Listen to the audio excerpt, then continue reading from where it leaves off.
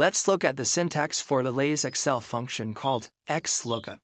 XLOOKUP can replace VLOOKUP, HLOOKUP, and even index match functions. The first argument is the value that I'm going to be looking at. This is going to be the column on the leftmost side or the row on the very top. Notice how there's no need to specify if it's going to be vertical or horizontal. The value we'll make Excel look for in this example will be British Petroleum. The second argument will be the table array.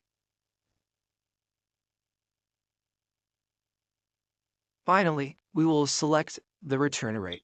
In this case, similar to the VLOOKUP example, we will be looking for the revenues for British Petroleum, which is found on the last column. There are initial arguments which are optional at the end of the XLOOKUP function. These include if not found, match mode, and search mode. However, typically we will be searching for an exact match, so these inputs are not required. If you were to have a partial search only, you could use what is called a wildcard to help you find the exact match.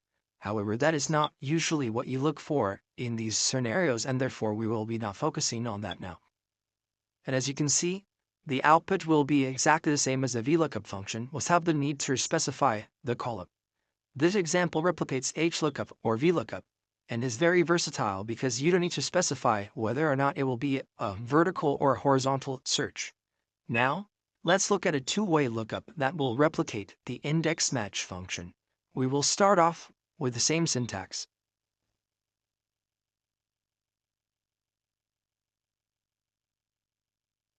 However, this time we will add an additional argument to search for, in this case, the ticker. This requires nesting of another XLOOKUP within the XLOOKUP function, as we'll share in the screen.